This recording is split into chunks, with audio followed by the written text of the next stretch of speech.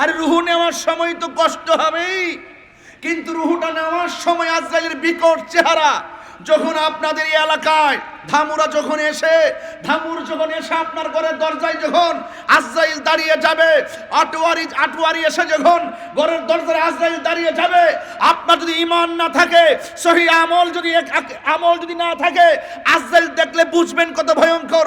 আজরাইল দেখা মাত্রই আপনার রগগুলো ছিঁড়ে যাবে, হাড্ডিগুলো খুলে যাবে, রক্তগুলো পানি হয়ে যাবে। কেউ আজরাইলকে দেখে জিহ্বার মধ্যে কামড় মারবে, কেউ আজরাইলকে দেখে দুইটা চোখ উল্টিয়ে দিবে, কেউ আজরাইলকে দেখে পায়খানা প্রস্রাব করে বাসিয়ে দিবে। এত ভয়ঙ্কর হবে সাকরাতুল মাউত। ওই সময় মানুষ তৃষ্ণার্ত হয়ে যাবে। 7 সমুদ্র 13 নদীর পানি যদি মুখের মধ্যে ঢেলে দেওয়া হয়, এক ফোঁটা তৃষ্ণাও মিটবে না। এমন একটা ভয়ঙ্কর অবস্থা হবে সাকরাতুল মাউতের সময়। ওই আজরাইল আসার আগে একদম ডান বাম তাকাবেন না, নীরব থাকবেন, কোন আওয়াজ নেই, দিকে একটু তাকিয়ে থাকুন। বলুন, এই মুহূর্তে আমাদের মৃত্যু আসতে পারে কি পারে না? এই মুহূর্তে আমাদের মৃত্যু হতে পারে। যেই কোনো মুহূর্তে আজরাইল আমাদের সামনে চলে আসবে। আজরাইল আসার আগে আমাদের সকলকে কি করতে হবে? সোজা হতে হবে, সোজা। এখনো সময় আছে, আমরা অনেক বাঁকা আছি, এগুলো থেকে ফিরে আসতে হবে। ইহদিনাস সিরাতাল মুস্তাকিম, সেই সোজা রাস্তায় আসতে হবে। এই সোজা রাস্তায় না আসলে মৃত্যু হবে অনেক কঠিন। আল্লাহর হাবিব সাল্লাল্লাহু আলাইহি সাল্লাম বরাবরের মতোই আমাদেরকে বলেছেন কবর আযাব ভয়ঙ্কর।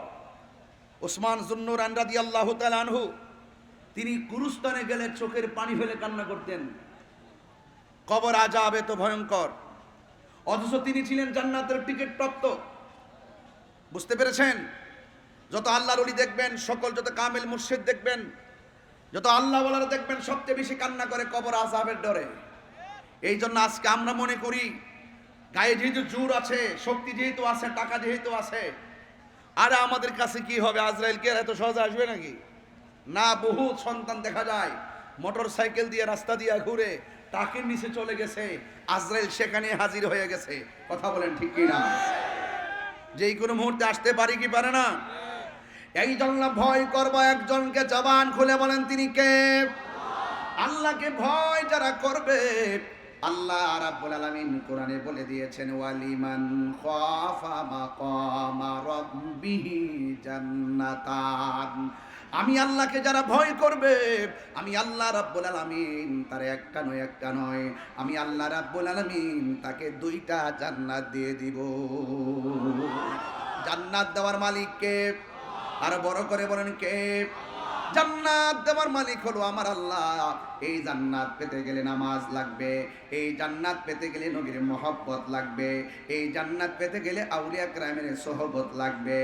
এই জন্য আমার যুবক ভাইয়েরা, আজকের এই ইমানি নুরানি ধামুর মাহফিলের দোকানের ভিতরে না জানি আজকের মাহফিলে যারা এসেছেন কার জন্যে কাফনের কাপড় রেডি হয়ে আছে জানি না। এই এমন একটা কাপড়, সাদা কাপড় আমাকে আপনাকে লাগাইয়া দিবে। পুরুষের কাপড় হলো 3টা, মা বোনদের কাপড় হলো 5টা। এই কাপড়ের মধ্যে কোনো সেলাই নাই, এই কাপড়ের মধ্যে কোনো পকেট নাই। বন্ধুরে, সবার কাপড় হবে সাদা। এমপি বুঝি না, মন্ত্রী বুঝি না, ওসি বুঝি না, ডিসি বুঝি না, বক্তা বলি না, শ্রোতা বুঝি না, সব মানুষের গায়ের মধ্যে সাদা কাফন লেগে যাবে। এই সাদা কাফনটা গায়ের মধ্যে লাগার আগে আমরা কি আল্লাহকে একবার বলতে পারি না, আল্লাহ যেই দিন আমাদের মরণ দিবা, আমার নূরের নবী হায়াতুন নবীর নূরানি চেহারা মুবারক দেখায়া আমাদেরকে মরণ দিও। এই জন্য আমার যুবক ভাইয়েরা নবীকে দেখে মরণের কামনা করবেন। আমার নবীকে দেখে যদি ইন্তেকাল করেন আপনার নসিব খুলে যাবে। এই সাদা কাপড় আসার আগেই আপনি আল্লাহর ইবাদত করেন, নবীর মহব্বত রাখেন। এই বড়ই পাতার গরম জলটা হওয়ার আগে আপনি আল্লাহকে চিনেন, নবীকে চিনেন। আরে মসজিদের মধ্যে খাট আছে, আসিন আপনাদের মসজিদে কি আছে? অনেক মসজিদে আছে এসএস, অনেক আগে ছিল কাঠ। আগে কি ছিল? কাঠ ছিল না, কাঠ ছিল। এই মসজিদে আমি প্রায় মাহফিলের মধ্যে একটা গজল সঙ্গীত গাইতাম, গাইবো আজকে সঙ্গীতটা কি বলতে পারবো আপনাদের এলাকায়? আর সত্যি আছে কি না বলেন না? আপনার মসজিদের বারান্দায় কি এই খাটটা আছে না? মসজিদের ওই পালকিখানা আসবে সবার কাছে সবার জানা। আপনারা কি জানেন না? জানলে এই খাটটা দেখলেও তো অন্তত মসজিদে পড়ে থাকতে মন চায়, বলেন না? মসজিদের ওই পালকিখানা আসবে সবার কাছে সবার জানা, বড়ই পাতার গরম চলে, বড়ই পাতার গরম চলে, শেষ গোসল দিবে সব জনা, গোসল শেষে সাদা কাফনে চির বিদায় দিবে সব জনা, গোসল শেষে সাদা কাফনে চির বিদায় দিবে সব জনা। মৃত্যুর যন্ত্রণা এত কঠিন সইতে আমি পারিব না, কবরের আযাব এত কঠিন সইতে আমি পারিব না, আধার কবরে আলো জেলে সাপ বিচ্ছু সব দূরে ঠেলে, আধার কবরে আলো জেলে সাপ বিচ্ছু সব দূরে ঠেলে, বেহেশত হতে আমার লাগি, বেহেশত হতে আমার লাগি করে দিও ফুলের বিছানা, মৃত্যুর যন্ত্রণা এত কঠিন সইতে আমি পারিব না, কবরের আযাব এত কঠিন সইতে আমি পারিব না। ও গো দয়াময় হে রহিম, ও গো দয়াময় হে রহিম, চাই যে তোমার করুণা, মৃত্যুর যন্ত্রণা এত কঠিন সইতে আমি পারিব না। জোরে জোরে কি আল্লাহু আকবার বলা যাবে না? দয়ার মালিককে একটু প্রাণ খুললা রবের ডাক দিয়া কোন তিনবার কোন আল্লাহ। আরে কি যে শান্তি লাগে আমার আল্লাহর ধ্বনি। দেখে আসলাম সৈয়দপুরে বৃষ্টি, আজকে আটোয়ারি আইসা দেখলাম বৃষ্টি নাই। এই পর্যন্ত আল্লাহ আমাদেরকে দয়া করেছেন, এই দয়ার শুকরিয়া সাজদা করে থাকলো শুধু হবে না রে। যেই বৃষ্টি দেখা ভয় পাইছিলাম, এখন বৃষ্টি তুইলানি আল্লাহ এই পর্যন্ত সুযোগ দিয়েছেন। আল্লাহ যদি আরো বৃষ্টি দেয় আমরা হিমশিম খাবো না, আমরা টেনশন করব না। আল্লাহ যখন খুশি হয় বান্দার মধ্যে বৃষ্টি নাজিল করে, কথা বলেন ঠিক কিনা?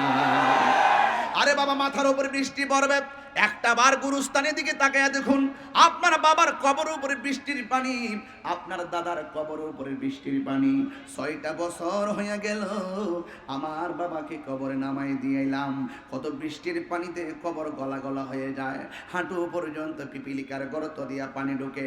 আরে টিনের ঘরের সালের মধ্যে একটু ছিদ্র হলে বৃষ্টির পানি পড়লে ছিদ্রটা বন্ধ করে দেয়, গায়ে যেন পানি না পড়ে। অথচ কবরস্থানে কবরের ভিতরে পানি পড়তেছে, এই পানি পড়তেছে, পানি ঢুকতেছে, পানি ঢুকতেছে, এই পানি ঢুকতেছে। পানি ঢোকার কারণে সুখে কিনা দুঃখে আছে জানি না, একদিন তো আমরা এখানে পড়ে থাকবো, এই ঘরের মধ্যে আমরা পড়ে থাকবো। দুনিয়ার বন্ধু বান্ধব আজকে আছে কালকে নাই, দুনিয়ার বন্ধু বান্ধব সব ভাগ নেয়, কিন্তু মরণের কষ্টের ভাগ কেউ নিবে না, কথা বলেন ঠিক কিনা? আর কবরের কষ্টের ভাগ কেউ নেবে না গো, এই কষ্টের ভাগ কেউ নেয় না। আপন সন্তানরা পর্যন্ত খবর নেয় না, বাপটারে কবরে নামাই দিয়া 3 দিন পরে সম্পদ নিয়ে কারাকারি শুরু করে। এই জন্য আমার বন্ধুরে কি ভাষায় ওয়াজ বোঝাবো, এই কবর দেশে আমি তাহির হতে একদিন চলে যাব। আজকে হয়তো পঞ্চগড়ে আসলাম, হাজার হাজার মানুষ কাকতালীয় ভাবে নয়, কি কোনো রকম ভাবে প্রচার প্রসার বেশি নাই, হাজার হাজার মানুষ আপনারা চলে আসছেন। একদিন আমি চলে যাওয়ার পরে এই মাহফিলটা তো আজকে প্রায় 21তম মাহফিল, আমি দুনিয়া থেকে চলে গেলে 22তম মাহফিল বন্ধ থাকবে না, 23তম মাহফিল বন্ধ থাকবে না। কাহারো জন্য কোনো কাজ থেমে থাকে না, আপন গতিতে সব চলতেছে।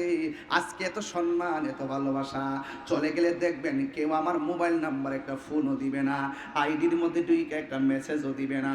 আপনার বন্ধু বান্ধবের অনেক নাম্বার এখানে সেভ করা আছে, বন্ধুটা কবরে চলে গেছে, কিন্তু কই বন্ধুর নাম্বারে আর আমরা কল দেই না, খবর নেই না রে। এই জন্য যুবক, খবর তো কে নিবে?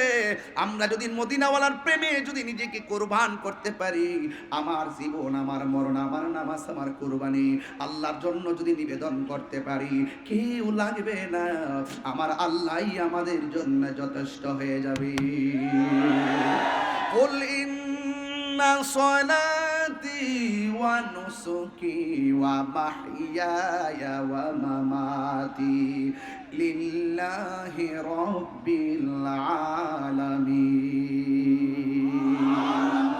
আমি যে কোরআন শরীফ পড়ি আপনারা কি কষ্ট পান?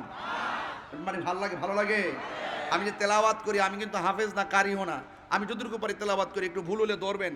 আর তেলাওয়াত করলে একটা স্পিরিট লাগে কি লাগে না? এই কোরআন শরীফ যে আমরা পড়ি, শান্তি লাগে কি লাগে না? আমি কি আবারও তেলাওয়াতটা একটু টান দিতে পারবো আপনাদের সামনে ইনশাল্লাহ?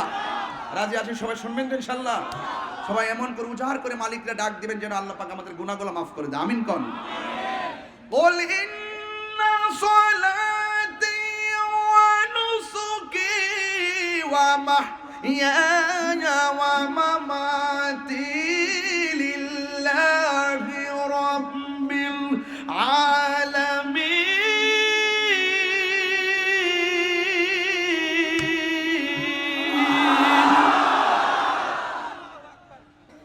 শান্তি লাগছে? নামাজ পড়ব কার সন্তুষ্টির জন্য? আমার নামাজ, আমার কুরবানি, আমার জীবন, আমার মরণ একমাত্র আল্লাহ দিয়েছেন, আল্লাহর জন্য আমরা সব করব। এই জন্য মাঝে মাঝে তেলাওয়াত করি, কারণ তেলাওয়াতটা বড় শান্তি লাগে। কোরআন কবরের মধ্যে যাওয়ার পরে ডান পাশ দিয়ে একটা আলো আপনাকে আলো দিবে, আপনি জিজ্ঞাসা করবেন তুমি কেডায়? আমার চিনো না, আমি হইলাম তোমার দুনিয়ার কোরআন তেলাওয়াত। আর একটা আলো দিবে কবরের ভিতরে, জিজ্ঞাসা করবে তুমি কে? ভাই আমার চিনো না, আমি হইলাম তোমার দুনিয়ার নেক আমল। এই কবরের ভিতরে মানুষ জনম জনম পড়ে থাকবে, কেউ কারো খবর নিবে না। এই কবর থেকে একদিন আপনাকে এমন একটা ময়দানে উঠবেন, এরই অবতারণা আমার আল্লাহ কোরআনে দিয়ে দিয়েছেন। মিনহা খালাকনাকুম ওয়া ফিহা নুঈদুকুম ওয়া মিনহা নুখরিজুকুম তারাতান উখরা। এই কবর জনম জনম আপনাকে পরে থাকা লাগবে। সুখী হলে সুখী, দুঃখী হলে দুঃখী, কেউ কাহারও ভাগ নিবে না। সুখে থাকলেও কেউ ভাগ নিবে না, কষ্টে থাকলেও কেউ ভাগ নিবে না রে। আল্লাহর হাবিব বলে, আমি যখন মেরাজের মধ্যে গিয়েছি, আমি দেখেছি সবচাইতে ভয়ঙ্কর আযাব হলো কবরের আযাব। গুরুস্থানের একেটো মাটি বাইনা করে রাখে রে, এখনই তোর আসতে পারে চলে যাওয়ার ডাক। ওরে মন,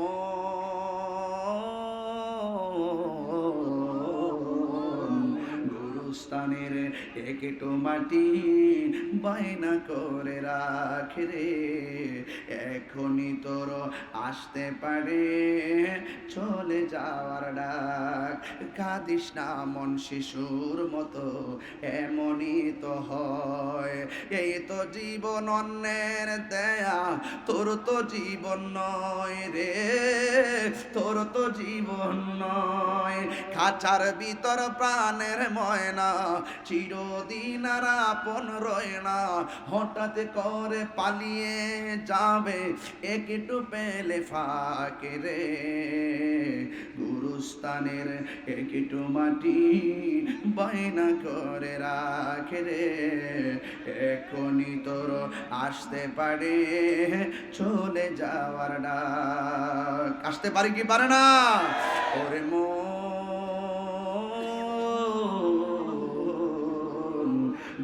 গুরুস্থানের একেটো মাটি বায়না করে ও আটোয়ারির বাবারা, টাকা দিয়া গুরুস্থানের মাটি কিনলেই হবে না, কবরস্থানের কবরের জায়গা বাইনা করা লাগবে ঈমান আর আমল দিয়া। যার ঈমান আমল ভালো হবে কবরের মাটি তার সঙ্গে ভালো ব্যবহার করবে। কথা কোন ঠিক কিনা বলেন? গাঞ্জা মদ ইয়াবা বাবা ট্যাবলেট খাইলে কি কবর আযাব থেকে বাঁচা যাবে? হায় হায়, খবরদার, জবানকে পবিত্র করতে হবে, আত্মাটারে ঠিক করতে হবে, মুনাফিকি বন্ধ করতে হবে। আঙ্গতে শুধু মুনাফিক নাই, আছে মুনাফিক আছে না নাই? আপনি হয়তো জানেন না, আমি আসার আগে কত মানুষ রাস্তাঘাটে কথা কইছে। কিছু আছে, কিছু লোক আছে না, ওই এরে দাওয়াত করছে, মানে কত কথা বলছে দোকানে বসে বসে। আবার খবর নিয়ে দেখবেন এরাই ফাঁকে ফাঁকে বসে রয়েছে। হ্যাঁ, কথা কি সঠিক? কথা সঠিক, এরাই ফাঁকে ফাঁকে বসে রয়েছে। আমি বদদুয়া করি না, আপনি বলেছেন বলুন, একটু কাছে আসেন, কাছে এসেন, কথা বলেন, সামনে বসেন, হয়তো আমাকে বুঝে আপনার দলে নেন, নাহলে আপনি বুঝে আমার দলে আসেন। এর চাইতে কি সুন্দর কথা আর পঞ্চগড়ে আছে? হয়তো আমাকে বুঝে আপনার দলে নিবেন, নাইলে আপনি বুঝে আমার দলে আসবেন। এর চাইতে বড় সমীকরণ আমার কাছে নাই। আরে বাবা, মানুষ হিসেবে তো ভুল হতে পারে, পারে কি পারে না বলেন? কিন্তু মুনাফিকি করবেন না। মুনাফিকি করলে কিন্তু অবস্থা ভয়ানক হবে। মুনাফিক ও লন্ডন থেকে এসে মুনাফিকি করে না, মুনাফিক হয় আপনার ঘরের সাথে। ঘরের সাথে আপনার মেয়ে একটা গোল্ডেন এ প্লাস পেলো, স্কুল কলেজে আপনার মেয়েকে পুরস্কার দেওয়া হলো, আর আপনার ঘরের সাথে যে ছেলেটা আছে, যে মানুষটা আছে, সে বলতেছে গোল্ডেন এ প্লাস পাইছে, মেডেল দিতেছে, নকল করে এনাফাস করছে।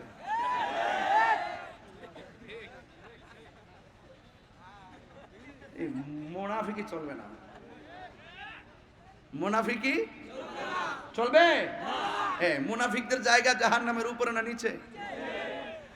ইন্নাল মুনাফিকিনা ফিদ দারকিল আসফালি মিনান নার।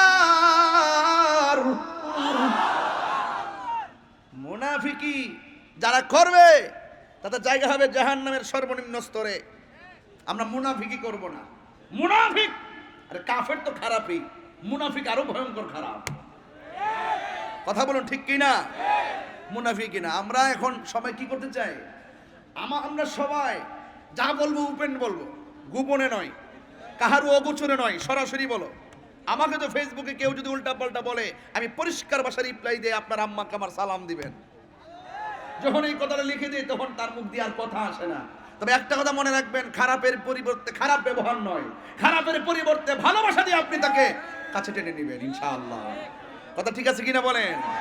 এই জন্য যেহেতু আমরা চলেই যাব, পৃথিবীতে আজীবন থাকবো না, চলেই যেহেতু যেতে হবে, এই জন্য আমরা এত অভিমান করে লাভ নাই। এ কণ্ঠ আমার জীবনে বহুত দেখেছি, মাটিতে বসে